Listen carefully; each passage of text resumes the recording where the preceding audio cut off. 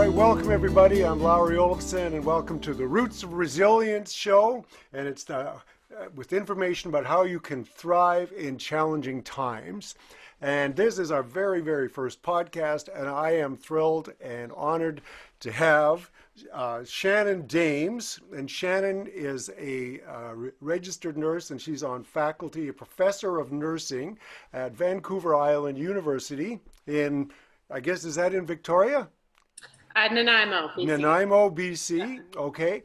And I have just been introduced to Shannon's work in the last few months, and it's just unbelievable what you do. I think that you have information that people need to know. It's so relevant, and it's so interesting, and effective. So it's thrilled to have you all the way, and I know you're away out of town. You're down in Oregon now, so thank you so much for taking time out of your holiday to be with us.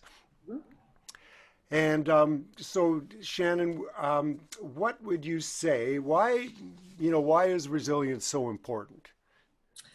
Well, how I got into this work is I did a fairly large study last summer, and it was looking at why in nursing we're struggling so much with our attrition rates, why we're still continuing to struggle after all these years of knowing that we have these issues of burnout, and why our youngest or newest nurses tend to be burning out the fastest. So I found in that study, looking at multiple factors, right from childhood all the way through to adulthood and workplace context. And I was blown away at the developmental factors and the effect that they had on nurses and how they were able to survive in the field, while others seemed to kind of go into negative thought rumination, which led to stressful ways of being, which then obviously over time leads to burnout. So you said, sorry, negative thought rumination? Yeah. That's a big word for worrying, I guess, hey? Yeah, it's more than that even. It's really getting lost in our subjective heads. It's getting lost in our own muck and not being able to recenter and look at things more objectively. So for instance, while nursing is a good example, I should just say it now, because we have a very high stress work environment. So in a study or research scenario, it works great. You can really study how stress moves in work conditions. However, it really applies to all humans, because we all deal with stress, and we all come from stressful contexts now or in our past.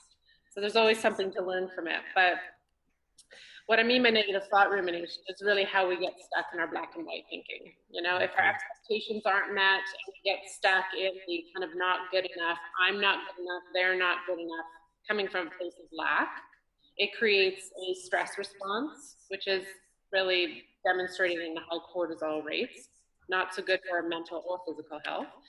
And all the way to being able to recenter and be creative on how we navigate challenges.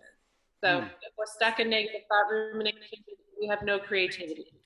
Right. So it's just not effective. Yeah, exactly. We shut down, our brains become smaller, we go into fight or flight type mental activity, and we're unable to kind of recenter, navigate challenges, pivot essentially, and move in a different direction. So yes, our ability to stay out of that negative thought rumination, get out of it once we're in it, is huge. And those that were able to do it were far more effective in the field in terms of their mental health, how they were able to take feedback, maybe even threatening to their self-esteem. They were able to take it and learn from it and move forward, while others would get kind of lost in depressive thought episodes. And it would kind of go on day after day after day, thinking about that feedback and not able to move on from it. So all that study really reminded me or showed me that developmental factors, what we learn in childhood, is immensely important for how we deal with our stress in adulthood. So from that. But you don't have any much control over what you learned in childhood. Exactly. Yeah. And, a lot of us, myself included, lack some of those key developmental assets that others very naturally have and often take for granted. And it's kind of a divide. It's a childhood inequity Mm-hmm. You know, a lot of our kids don't get it. A lot of us didn't have it. And then we go into adulthood and it's an adulthood inequity. Hmm. And if we don't talk about it and we don't learn about what the deficit is, we can't actually gain it. You know, if we're not aware of it, we're not going to know how to seek it out to develop it. Right. So I've read some of your research and stuff, and I know that you talk about this thing called unconditional positive regard. And Mm. growing up, and I was having this conversation with my daughter this morning in the car, 17-year-old, girl that she is, and busy, so much going on. And I was, this idea that you said that if people grew up feeling that, I mean, it's more than just being loved and supported as kids. But I'll finish my question. That they have kind of an ability um, to kind of take the challenges and kind of, they're still hard, but they kind of have a certain level of trust that things are going to be okay. Yeah. Whereas people that didn't grow up with a unconditional positive regard or feeling that they had that were really could be bowled over very easily and didn't have these strong roots of resilience. Yeah. So do you want to just talk about what that unconditional positive regard is? Yeah. That is a very important phrase. So I'm glad you brought it up. It was established by Carl Rogers in the 50s, a well known psychologist, and plenty of research to back up a lot of his work over the many decades. And he developed this term called congruence, which I'll talk a little bit about. Mm-hmm. But unconditional positive regard is really the differentiating factor of what enables children and then us as adults to be authentic and to feel safe being authentic. Oh. And authenticity is immensely important for how we thrive as adults. If we Mm. can't be authentic, then because we don't feel safe, and we're trying to be we feel the need to be a socially prescribed ideal. So if we're trying to be that ideal, we fall into all the perfectionistic traps. We get into that black and white thinking, the negative thought rumination, etc. Unconditional positive regard, when that is mirrored to us as children, through compassionate parents who see all of you, the whole pizza, the good, the bad, the not so great, our Right. weaknesses and our strengths, and they just say, I love you anyway. Right. And when we know that deeply and we have that mirrored to us, we learn to do it to ourselves. So it's a Right. mirrored quality, right? So self compassion is really just a mirror of unconditional positive regard turned inward. So Oh. if we've learned it as kids, and many of us don't, then we're naturally self compassionate adults. And naturally self compassionate adults are also more authentic. So when they have stress or dissonance or somebody hurts their feelings or they've got emotional chaos going on, it's dealt with because it's not in line with their authentic self, right? So we deal with it as we go. If you didn't have that experience of you didn't perceive, it's about perception, not necessarily whether you had it, but whether you perceived you had it. Mm-hmm. You didn't perceive you had it, then you're going to be more apt to try and be something else that will be loved and approved of. Because Right. as children, we need to be accepted and approved of to survive. It's a Mm-hmm. survival mechanism, right? So we shove our real selves into the shadow, which Carl Jung would call the shadow self, right? And our Yeah. shadow gets larger and larger and larger. However, if we're able to maintain that authenticity and act out of that real space, then we can go on into adults with less incongruence, which I'm gonna just pop over here. I'm gonna share my screen just to show because I think it's a little bit easier. And I've got just a picture of what. So just starting, I'm gonna show you right here. Okay. This is talking about Carl Rogers with the ideal and the real. So if we're real and we're working out of that real circle mostly, then our ideal of who we are is actually very close. These two circles are very close together. And we don't really deal with shame of not being who we're supposed to be because we're exactly who we're supposed to be. And we love and accept whoever that is. Right. Even if our weaknesses come out, we've accepted that. Hmm. And we know others have loved us as a child, and we've learned to love ourselves, even though we might have shortcomings. And If those are those the people that we feel super comfortable to be around. Exactly. Yeah. Yeah, yeah. Because if we're really hard on ourselves, like we don't allow mistakes or shortcomings to occur, which is perfectionism, then we naturally prescribe that same behavior onto others. Those same high expectations get prescribed onto others. So if these two circles are far apart, where we're clinging to an ideal that is quite different from the real, or Right. at least we perceive it's quite different from the real, that's where you get a lot of shame and a lot of cortisol, a lot of stress. Because Right. anytime somebody actually points to the real, which is maybe a shortcoming, maybe feedback at work, maybe our intimate partner that knows us the best and maybe knows our real, every time that kind of comes out or there's any feedback that way, we feel so ashamed because that real has never been accepted as a child and we haven't accepted it. And Yeah. we feel the need to cling to the ideal.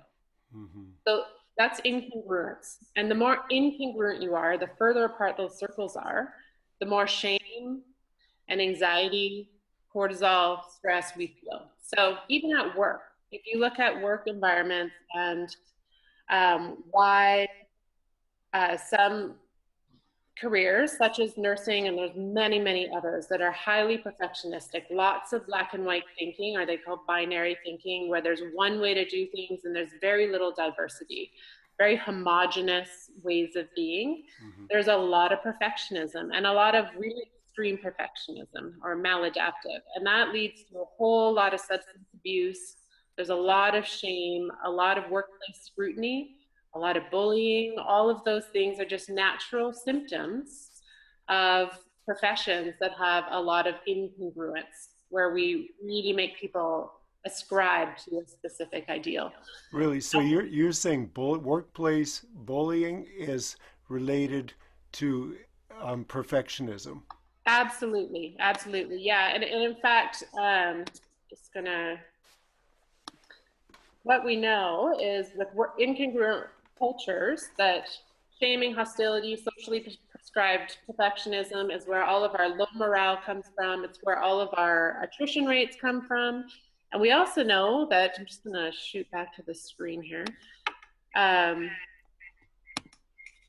we also know that hurt people, right? So, and that's a common quote that we often heard. Not there's a victim perpetrator cycle that occurs within these cultures, where Hmm. the more shame that we have as individuals, incongruent individuals, the more shame we have as workplace cultures, incongruent workplace cultures, the more hurt we feel, and hurt comes from shame.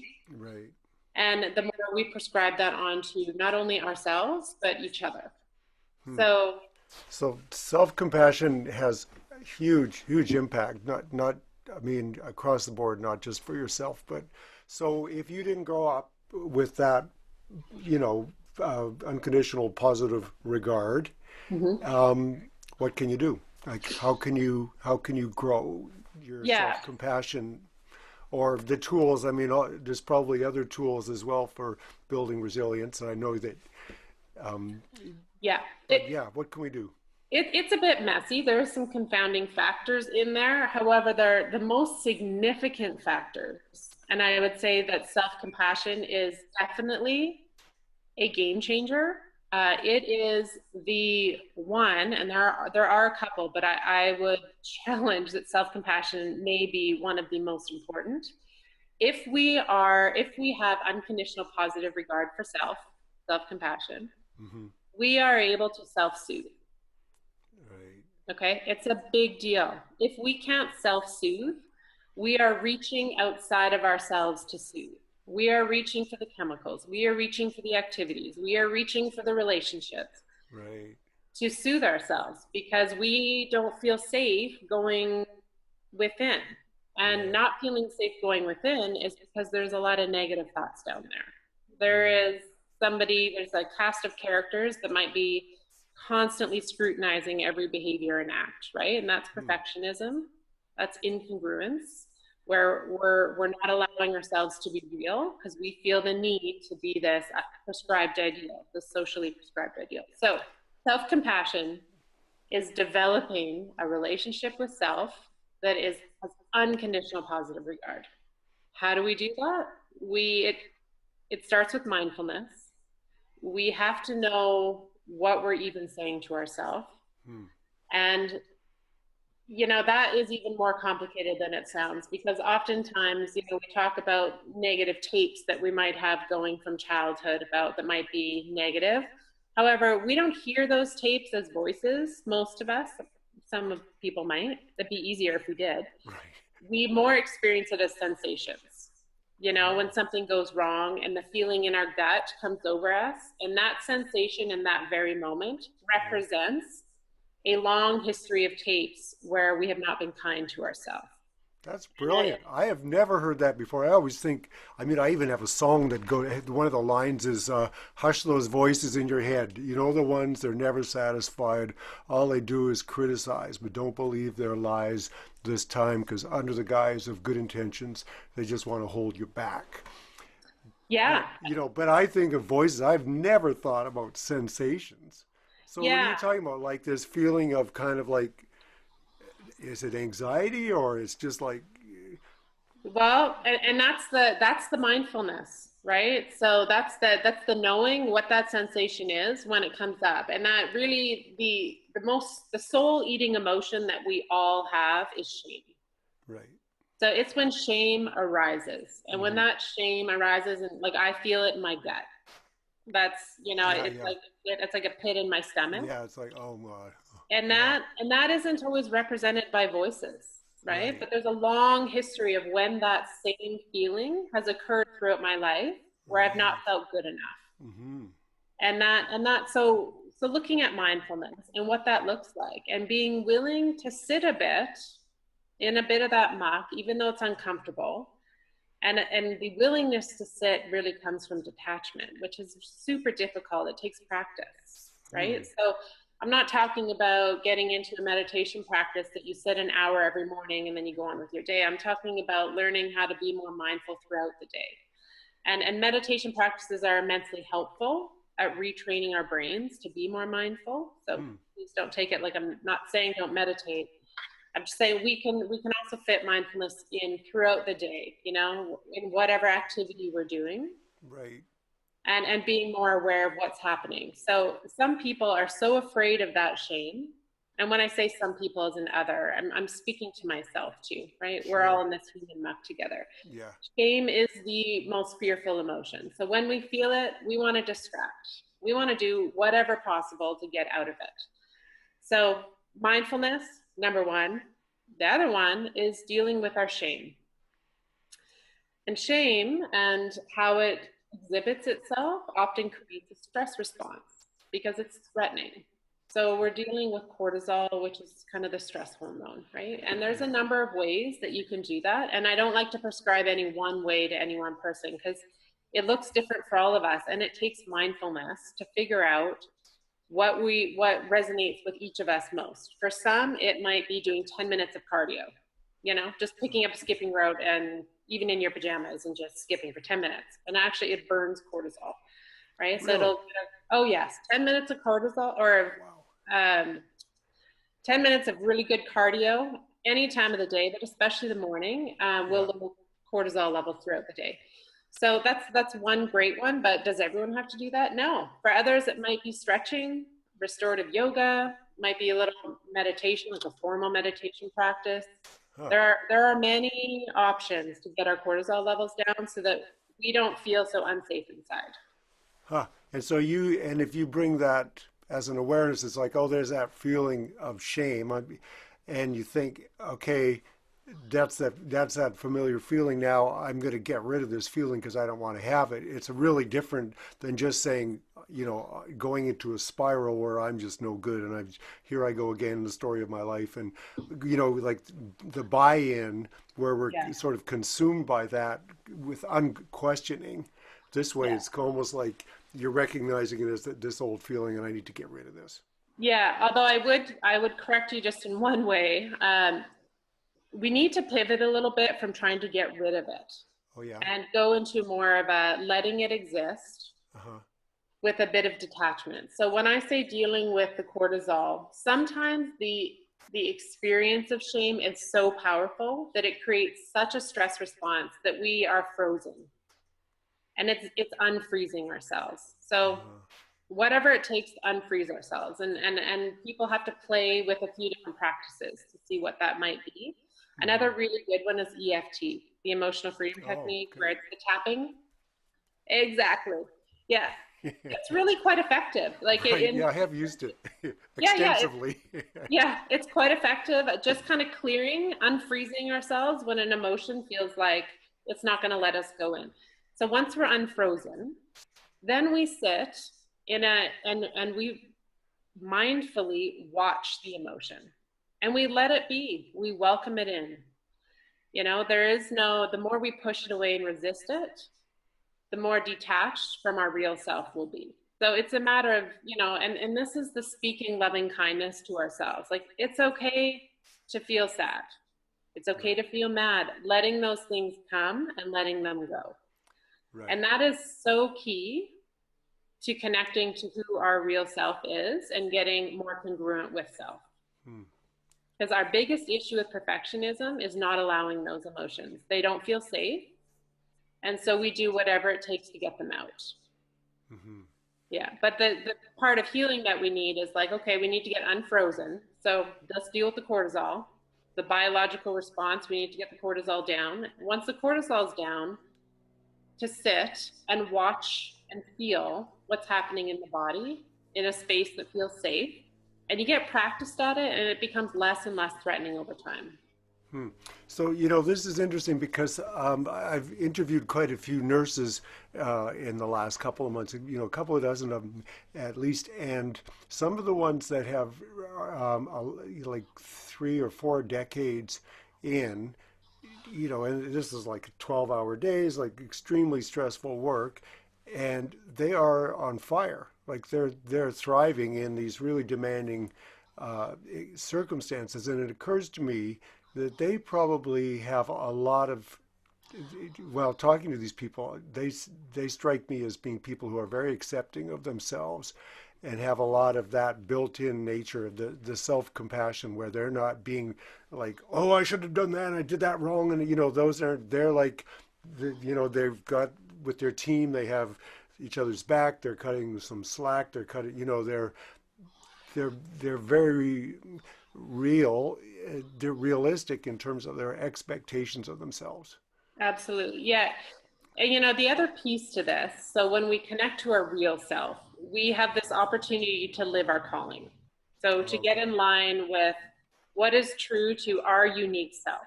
So we are able to make decisions, whether they're about work or a career path, that are really aligned with who we are, what we desire. And in our culture and how many of us are raised is that desire is not okay, that it's somehow selfish, right? And Right. actually, our desire we push down into our shadow selves, into that space where it's just full of shame.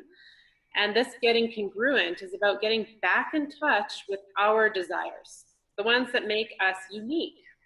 And if we are able to do that, then when we go into our career, our work life, we can tap into what makes us happy at work, and what we bring to the team is unique. Right. So, and that enables us to live our calling or to thrive, where others might be just trying to play the role that they were taught to play. And in nursing school, you are taught how to walk, talk, and look like a nurse. And Hmm. it's a pretty homogenous way of being. So it's hard to step out of that and say, yeah, but this is me. And this is how I walk, talk, and look as a nurse when I bring myself to it. So it's a whole different way of training ourselves to be authentic at work. Right, and it's, a couple of the nurses that I talked to, I noticed several things that people really felt they were, like one just said, I'm a teacher, I'm a born teacher. And so in her role in emergency, what she would always do to give patients and the families and stuff back a sense of control and to make them feel seen and cared for and stuff was she would explain things to them. She'd say, so what these tubes for? That's why that, don't worry about that bell. That's just doing this, and that would, create this feeling of safety for the patient.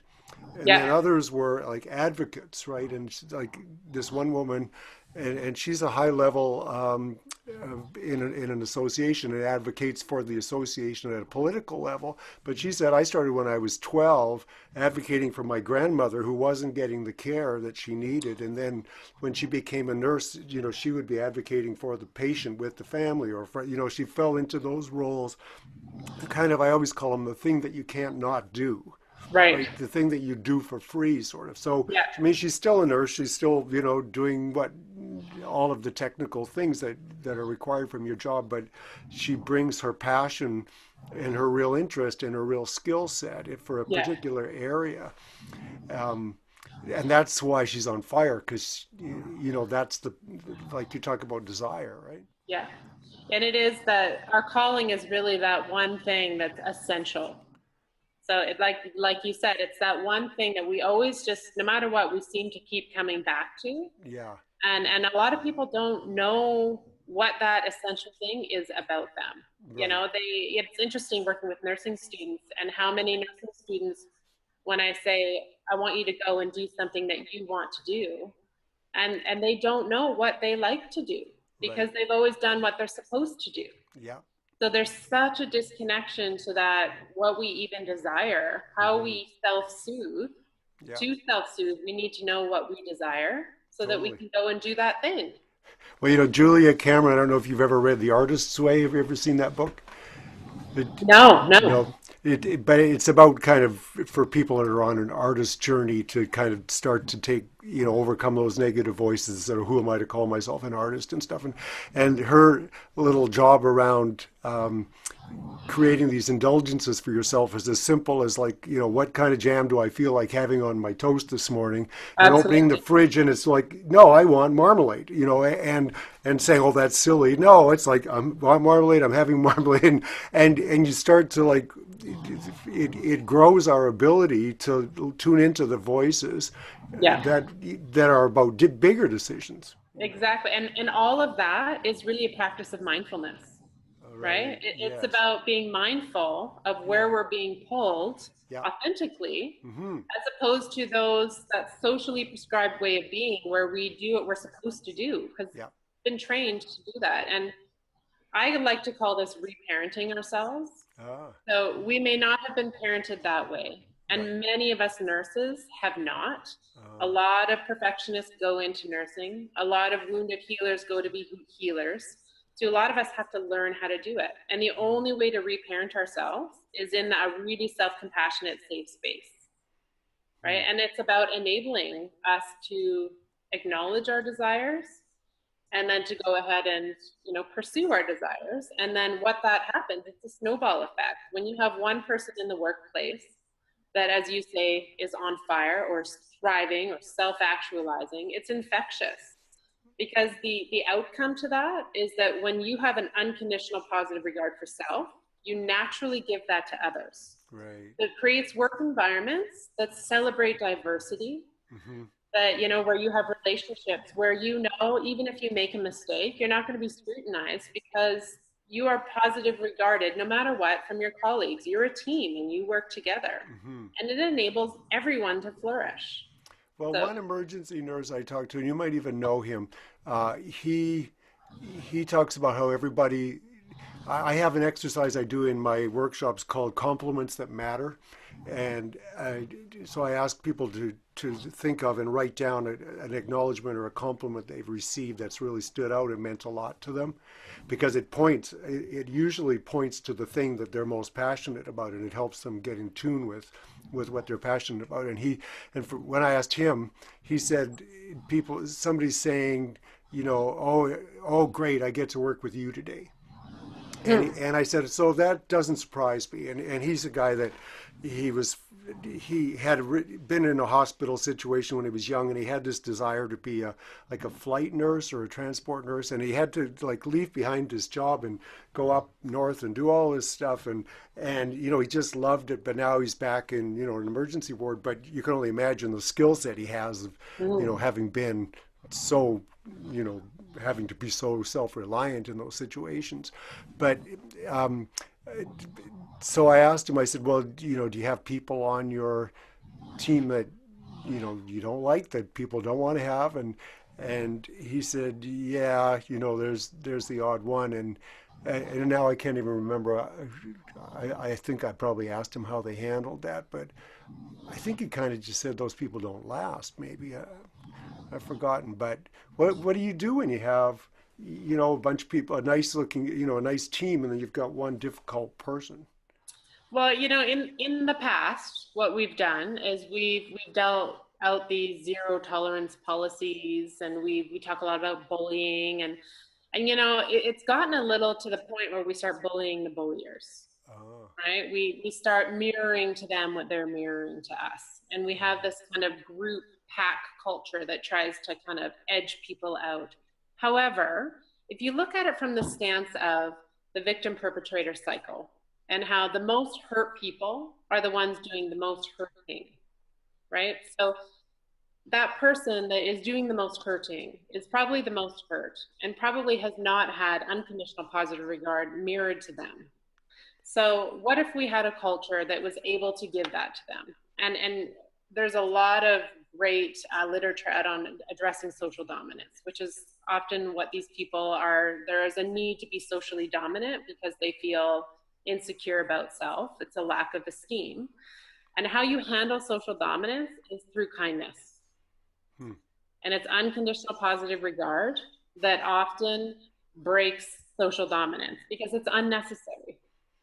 Sounds like it could take a long time to get It's a through. So, culture. It's a culture, right? yeah. So yes, it seems like it can take a long time, but if you are a person that is congruent, has high levels of self-compassion, and you're able to see that somebody is incongruent and is clearly low levels of self-compassion, your ability to be compassionate for that person in their own suffering is far higher, and Right. you are far less apt to be threatened by their behavior Hmm. because it's coming from such a place of deficit. Does that make sense? And Yeah. you So feel you wouldn't. whole. Sorry. Well, because you feel whole, Yeah. and that's the difference between the person that thrives at work and the person that is just barely surviving. Right. Is the person that is thriving is far less threatened by those stressors that are occurring around them. They Hmm. don't perceive them as stressors. They're stimulus that can be navigated. That person can be navigated and managed to a certain extent. It's not a stressor, maybe an annoyance. Right.